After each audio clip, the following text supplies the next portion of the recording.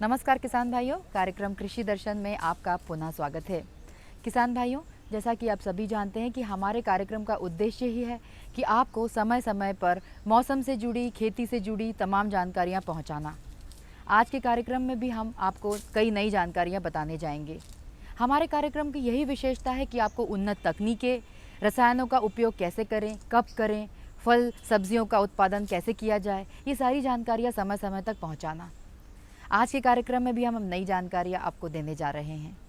आज के कार्यक्रम में आप देखेंगे कृषि मेला और उससे कई जुड़ी जानकारियाँ। तो इसकी शुरुआत करते हैं खबरें खेती की से और मंडी भाव से।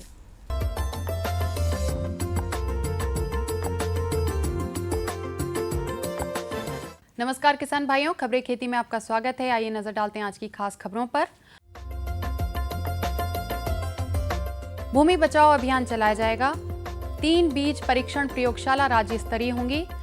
बीज उपचार के लाभ, चना में पोषक तत्व प्रबंधन और मेथी की उन्नत किस्में लगाएं। केंद्रीय रसायन एवं उर्वरक मंत्री अनंत कुमार ने कहा है कि किसानों को रासायनिक उर्वरकों के दुष्प्रभाव के बारे में जागरूक करने के लिए 5 दिसंबर से विश्व मृदा दिवस से देश में भूमि बचाओ किसान बचाओ अभियान चलाया जाएगा। अनंत कुमार ने यह जानकारी भोपाल में हुई बैठक में दी। इस मौके पर मुख्यमंत्री शिवराज सिंह चौहान ने कहा कि प्रदेश में इस अभियान को व्यापक रूप से चलाया जाएगा।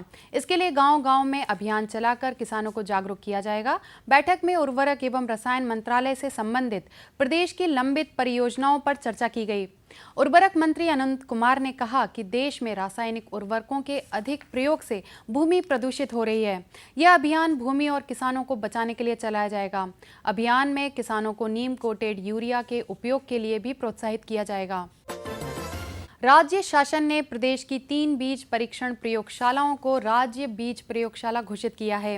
बीज परीक्षण प्रयोगशाला भोपाल, उज्जैन एवं इंदौर को राज्य स्तरीय बीज प्रयोगशाला का दर्जा दिया गया है। इन तीनों बीज प्रयोगशालाओं में किसी भी अधिसूचित किस्म के बीजों का विश्लेषण किया जा सकेगा। बीज जनित रोगों जैसे उकठा, जड़ सड़न आदि कीटों जैसे दीमक, कटुआ इल्ली, रस चूसक कीट आदि की रोकथाम करने का सबसे सस्ता व आसान तरीका है बीजोपचार। बीजोपचार करने से बीज का अंकुरण प्रतिशत बढ़ जाता है। फास्फोरस घोलक सूक्ष्म जीव अघुलनशील फास्फोरस को घुलनशील अवस्था में बदलकर पौधों को उपलब्ध कराते हैं। बीजोपचार कर बोनी करने से स्वस्थ एवं निरोग फसल प्राप्त होती है। सही विधि से बीजोपचार करने से फसल की उत्पादन लागत में कमी व उत्पादकता में वृद्धि होती है।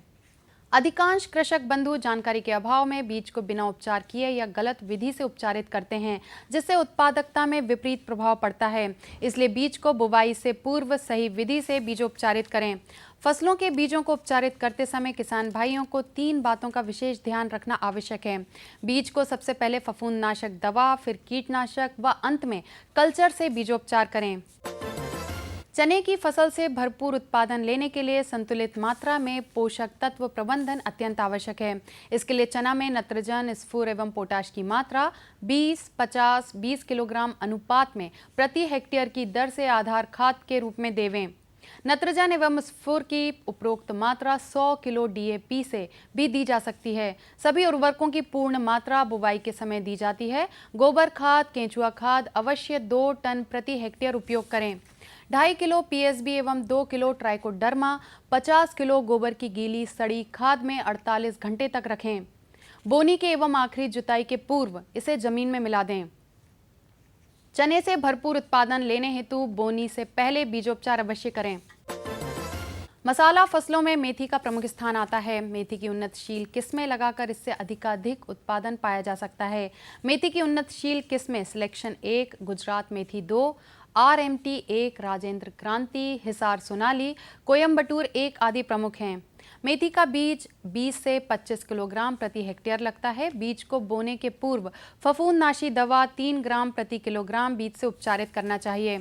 मैदानी इलाकों में फसल की बुवाई के लिए मध्य अक्टूबर से मध्य नवंबर तक का समय उपयुक्त रहता है। अधिक उत्पादन के लिए इसकी बुवाई पंक्तियों में 25 सेंटीमीटर कतार से कतार की दूरी पर 10 सेंटीमीटर पौधे की दूरी के हिसाब से करना चाहिए। बीज की गहराई 5 सेंटीमीटर से ज़्यादा नहीं होनी चाहिए। तो किसान भाइयों, खबरें खेती में फिलहाल इतना ही और चलते चलते एक नज़र डालेंगे आज के मंडी भावों पर। साथ ही मुझे दीजिए आज्ञा। नमस्कार।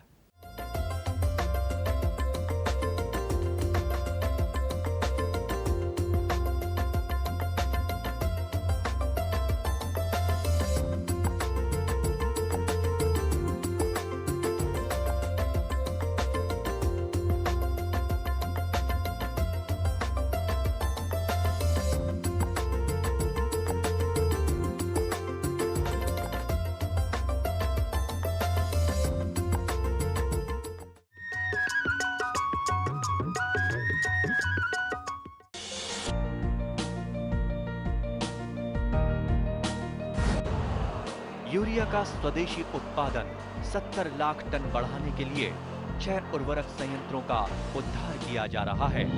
FCIL के गोरखपुर, सिंदरी, तलचर और रामागुंडम संयंत्र, HFCL की बरौनी इकाई और BVFCL की नामरू फोर्थ। सोने पर सुहागा ये है कि देश में अब बनेगा सिर्फ नीम लेपित यूरिया, क्योंकि इससे होगा किसानों का फायदा ही फायदा। अनाज का उत्पादन 10% तक बढ़ेगा। बढ़ेगी 10 से 15% नाइट्रोजन क्षमता। कौन जाने कब क्या होगा, मॉनसून का मिलेगा साथ या दिखाएगा बेरुखी, बादल गरजेंगे या बरसेंगे भी। ना हो परेशान, क्योंकि हम बताएंगे बदलते मौसम के पल पल का हाल। देखिए मौसम खबर सोमवार से शनिवार सुबह 8:30 पर। डीडी किसान, बदलते भारत की शान।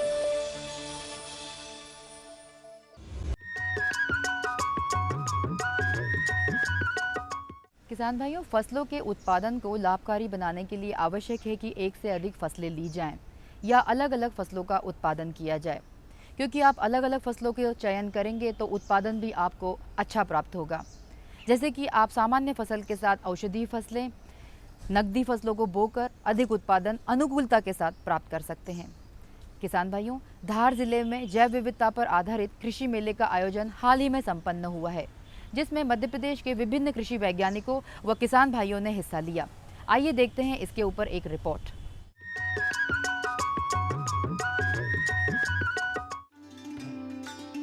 इस बात में कोई संदेह नहीं है कि हम और हमारा राष्ट्र तेज रफ्तार के साथ आगे बढ़ रहा है। बात विज्ञान की हो, तकनीक की हो, शिक्षा की हो, स्वास्थ्य की हो या फिर निर्माण के क्षेत्र की, सभी जगह हम अब नए आयाम स्थापित कर रहे हैं। लेकिन ये भी हमारे लिए गर्व की बात है कि कृषि और खेती किसानी भी हमारे राष्ट्र का एक बड़ा आधार बना हुआ है। हम आज भी कृषि प्रधान राष्ट्रों में गिने जाते हैं और बड़ा सम्मान पाया करते हैं। वास्तव में तो कृषि हमें संबल प्रदान किया करती है और कृषक हमारे नायक बना करते हैं। हालांकि चुनौतियां अभी भी खासी हैं, पर कहने में संकोच नहीं होता कि उपलब्धियां भी हमारी कम नहीं हैं। किसान अब पहले के मुकाबले कहीं ज्यादा संपन्न हैं। वे भी आधुनिक हुए हैं और नए साधनों को अपना रहे हैं। पर सचमुच इसके साथ ही हमें हमारी कुछ विरासतों को भी सहेजने की आवश्यकता है। खासतौर से हमारी जैविक संपदा और औषधीय फसलों को आज संरक्षण की आवश्यकता कहीं ज्यादा बन गई है। संभवतः इसी संरक्षण के उद्देश्य को थामे पिछली 3 अक्टूबर को प्रदेश के धार जिले में एक विशेष जैव विविधता मेला और प्रदर्शनी का आयोजन किया गया। इस महत्वपूर्ण आयोजन में प्रदेश भर में स्थापित कृषि विज्ञान केंद्रों और उनके कृषकों ने हिस्सा लिया। यहाँ न केवल उनके विशेष स्टॉल प्रदर्शित हुए, बल्कि जैव विविधता के महत्व को और संरक्षण को लेकर कई आयोजन भी संपन्न हुए। हालांकि ये जैव विविधता मेला, सह प्रदर्शनी और जागरूकता कार्यक्रम तो सुबह से ही प्रारंभ हो गया था, लेकिन इसका औपचारिक उद्घाटन दोपहर के सत्र में पूरी गरिमा के साथ प्रारंभ हुआ। उद्घाटन सत्र और उससे मिली जानकारी से यहाँ बड़ी तादाद में पहुंचे कृषकों में न केवल जागरूकता बढ़ती दिखाई दी, बल्कि वे उत्साहित भी कहीं ज्यादा दिखे। दरअसल इस बात से इनकार नहीं किया जा सकता कि जैव विविधता ही कृषि का मूल आधार है, जिनमें तमाम फसलों की देसी किस्में और पशुधन शामिल हुआ करते हैं। और आज बड़ी आवश्यकता जैविक खेती और इसकी महत्वपूर्ण किस्मों को संरक्षण को लेकर बढ़ गई है। यहाँ प्रदर्शित विभिन्न स्टॉल और उन पर मौजूद कर्मचारी भी इन्हीं उद्देश्यों की पूर्ति को लेकर काम करते दिखाई दिए, प्रयास करते दिखाई दिए। वास्तव में ये सभी के जानने योग्य तथ्य है कि हमारे पास जैविक खेती और औषधीय फसलों की कितनी संपन्न किस्में हैं, और बिल्कुल यही जाहिर करने के लिए प्रदेश के विभिन्न जिलों से आए कृषि विज्ञान केंद्रों ने अपने अपने स्टॉल यहाँ लगाए। मसूर में जो है डिफरेंट किसानों के यहाँ, हमारे यहाँ जो 8 तरह के जो किसान हैं उनके यहाँ मसूर के सैंपल लिए गए हैं, तो उनकी विविधता के बारे में बताया गया है। दूसरा ये तिल्ली के हैं, तिल्ली के ये 15 सैंपल हैं। दरअसल किसी भी आयोजन की सफलता वहां पहुंचने वाले दर्शकों और क्षेत्र विशेष के लोगों की उत्सुकता भी जाहिर किया करती है। और यहाँ प्रदेश के विभिन्न जिलों से पहुंचे ग्रामीण भी कुछ यही प्रकट कराते दिखाई दिए। सोयाबीन की खेती करते हैं, फिर पशु पालते हैं, कड़कनाथ भी वो करते हैं। अच्छा लग रहा, हम कोई अच्छी जानकारी के लिए आए हैं यहाँ पे।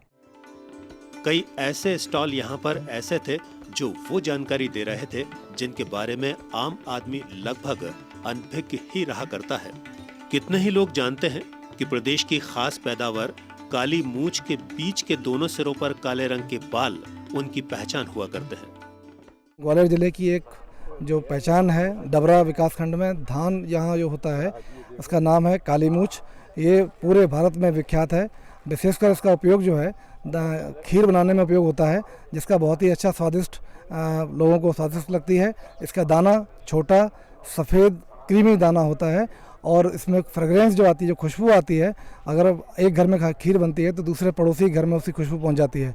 तो इसका कहने का मतलब ये है कि ये धान जो है खीर के उपयोग से और बहुत ही फ्रेगरेंस वाला धान है। छोटी आकार का धान है, इसके बाजार भाव अच्छा मिलता है। किसान इसको वहाँ परंपरागत रूप से लगाते थे, लेकिन आज बहुत सारी उन्नत जातियाँ आ जाने से इस धान के अंतर्गत एरिया क्षेत्रफल जो है कम हो रहा है। फिर भी कुछ किसान इसकी खेती आज भी कर रहे हैं। ये जो सैंपल हमने लिया है ये सियावरी गांव से, वहाँ पर जो एक सांकनी गांव है वहाँ पर किसान भाई धान की खेती कर रहे हैं काली मूंछ की, वहाँ से हमने ये गांव लिया है। शासन की इस पहल में सिर्फ प्रदेश से ही नहीं बल्कि दिल्ली से भी बड़ी शख्सियतें पहुंची थीं। आजकल बिकॉज ऑफ अर्बनाइजेशन बहुत सारे स्पीशीज़ को हम खो रहे हैं। इसका संरक्षण करना बहुत ज़रूरी है, क्योंकि हमारा फूड सिक्योरिटी, न्यूट्रिशनल सिक्योरिटी और हेल्थ सिक्योरिटी, ये तीनों सिक्योरिटी के लिए हमारा जीव विविधता का संरक्षण करना और उसको बढ़ावा देना बहुत ज़रूरी है। इसीलिए यहाँ के एग्रीकल्चरल यूनिवर्सिटी, KVK और डिस्ट्रिक्ट एडमिनिस्ट्रेशन सभी मिलजुल के ये प्रोग्राम यहाँ अरेंज किए हैं। मैं उनको बधाई देता हूँ। ये भी अपने आप में सारगर्भित बात है कि अब सरकार द्वारा कृषकों को विभिन्न श्रेणियों में पुरस्कार भी प्रदान किए जाते हैं। सही अर्थों में तो ऐसे पुरस्कार किसी भी व्यक्ति को सिर्फ सम्मान ही नहीं दिलाया करते बल्कि और बेहतर करने के लिए भी प्रेरित किया करते हैं। यही नहीं बल्कि बाकी औरों को भी प्रेरणा दिया करते हैं। इस तरह की पुरस्कार, इस तरह की कोशिशें आगे बढ़ने के लिए, अच्छे से अच्छे प्रयास करने के लिए। वैसे बड़ी कोशिशों और बड़े प्रयासों की आवश्यकता इसलिए भी बढ़ती जा रही है क्योंकि पिछले कुछ वर्षों में जैविक खेती और उसके संरक्षण को लेकर चुनौतियां बढ़ती जा रही हैं। जैसा कि आप सबको पता है कि हमारा देश जो है भारत, वो बायोडाइवर्सिटी में बड़ा रिच है। संसार में ऐसे 17 कंट्री हैं जो कि डाइवर्सिटी में रिच है और हमारा देश में से एक है, 17 में से एक है। लेकिन ग्रीन क्रांति के बाद में हमारी जो देसी जातियाँ थी वो धीरे धीरे लुप्त होने लगी, बिकॉज किसानों को हमने हाइब्रिड वैरायटी को प्रचार करना शुरू किया, लगाना शुरू किया। उससे क्या हुआ कि हमारी जो देसी जातियाँ थी जो कई सालों में डेवलप हुई है, मतलब उनका लुप्त होने लगा। लेकिन मुझे खुशी है कि हमारे जो किसान भाई हैं मध्य प्रदेश के और छत्तीसगढ़ के, वो अभी भी देसी जातियों का मतलब प्रचार करते हैं, उनको लगाते हैं, उनको खेती में यूज़ करते हैं। और इसीलिए हमने सोचा कि हम क्यों न उन किसान भाइयों से मिलें, उनसे देखें कि वो कैसे उन जातियों को बचा के रखा हुआ है, जबकि हाइब्रिड का ज़माना चल रहा है। और उसको मतलब किस तरह से क्या दिक्कतें हो रही हैं उनको, मतलब उनको लगाने के लिए, उनको मार्केट करने में क्या दिक्कत हो रही है, हम उसका अध्ययन करेंगे, उनको देखेंगे इनकी डाइवर्सिटी कैसे है। और इस मीटिंग के बाद में हम एक प्रोग्राम बनाएंगे कि हम कैसे अपने साइंटिफिक तरीके से उनको मदद करी जाए कि जिससे वो जातियाँ बची रहें, किसानों को लगाना शुरू कर दें और उनको फ़ायदा भी हो, मुनाफा भी हो। मतलब तो उसमें जातियों में क्या खास गुण है, उसमें क्या उनकी मेडिसिन वैल्यू है, उनमें क्या न्यूट्रिशन वैल्यू है, वो जातियाँ कैसे अपने जो माल न्यूट्रिशन प्रॉब्लम हो रही है, हमारे जो बच्चे गाँव के हैं, माता हैं, उनको दिक्कत हो रही है, उसको मतलब कैसे हेल्प किया जाए और इनके मार्केट में प्रोडक्ट बना के कैसे उनको प्रमोट किया जाए। मतलब क्योंकि इन देसी जातियों में कई क्वालिटी होती है जो कि हमारे हाइब्रिड में नहीं मिलती है। वाकई चुनौतियां कम नहीं हैं बल्कि लगातार बढ़ती जा रही हैं।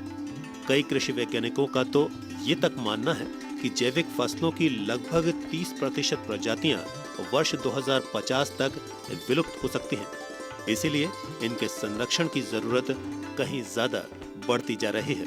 वैसे ऐसी आवश्यकताओं और चुनौतियों को साधने के लिए एक बड़ी पहल एग्रो बायोडायवर्सिटी की सोच और उसको अमल में लाना माना जाएगा। जो नई नई किस्में हैं उनको यूज़ कर हम अपनी नई वैरायटी जो बनाएंगे, जो क्लाइमेट में, वातावरण में परिवर्तन आ रहा है, उनका सामना करने में ये सक्षम हो सकेंगी।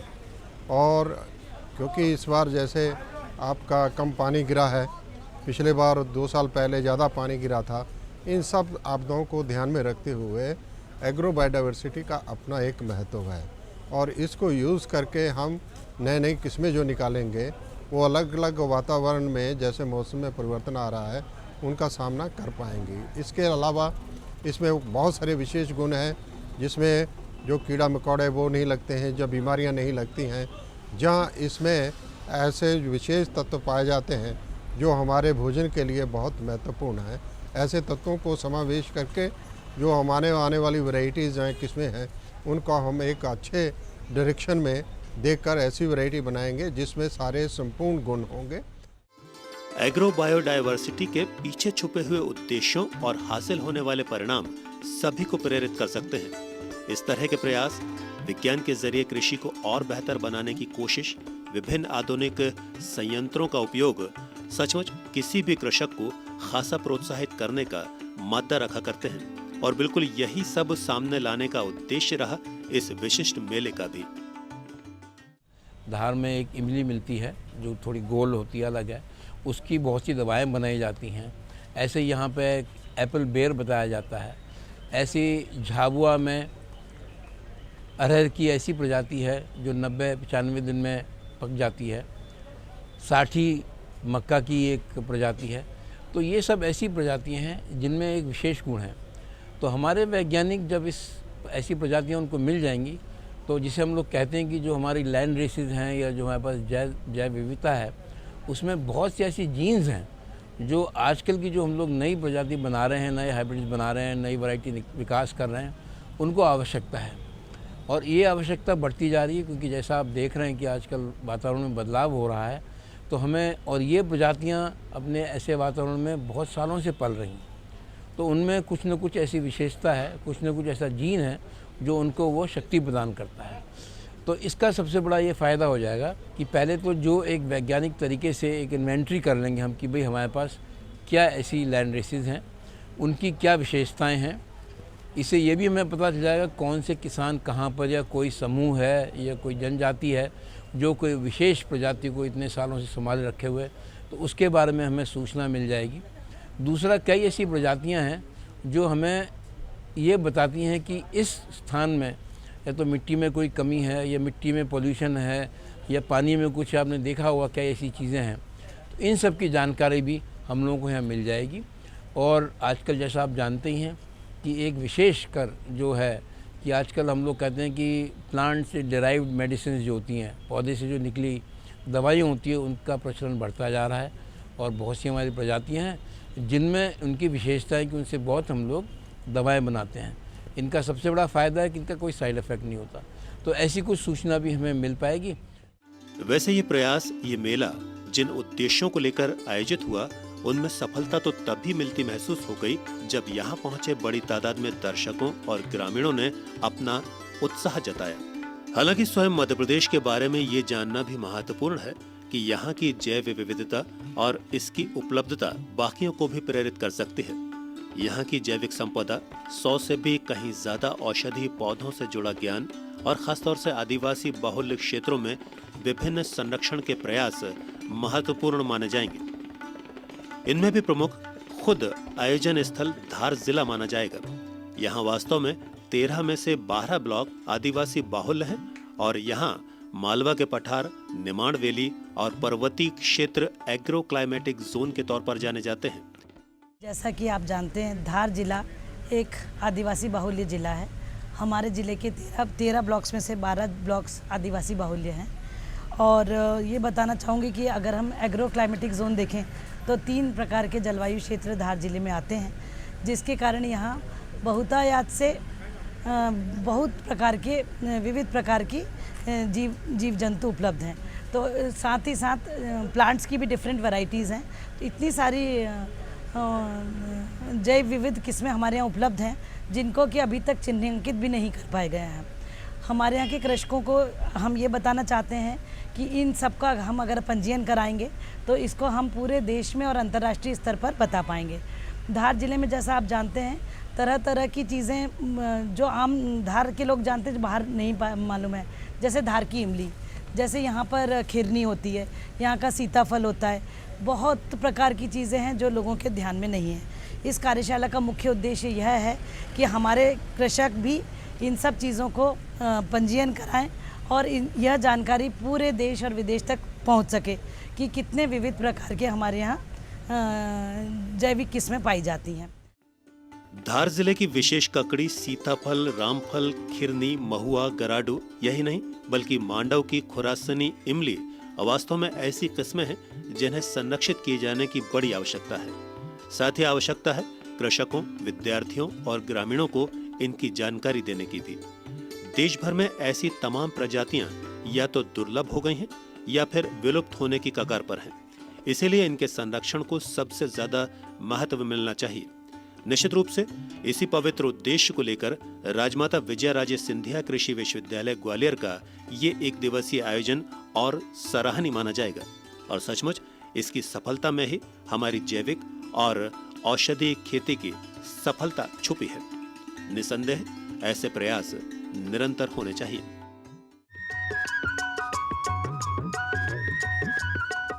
तो किसान भाइयों, आज जितनी भी जानकारियां हमने आपको दी आपको ज़रूर पसंद आई होंगी, ऐसी हम आपसे आशा करते हैं। यदि आपके पास कोई सुझाव हैं या आप हमसे पत्राचार करना चाहते हैं तो हमारा पता नोट कर लीजिए। हमारा पता है कार्यक्रम कृषि दर्शन, द्वारा निदेशक, कमरा नंबर 4, दूरदर्शन केंद्र, शामला हिल्स, भोपाल। हमारा पिन कोड है 462013। तो किसान भाइयों, आज के कार्यक्रम में बस इतना ही। अगले कार्यक्रम में पुनः उपस्थित होंगे खेती से जुड़ी एक नई खबर के साथ। तब तक के लिए आज्ञा दीजिए। नमस्कार।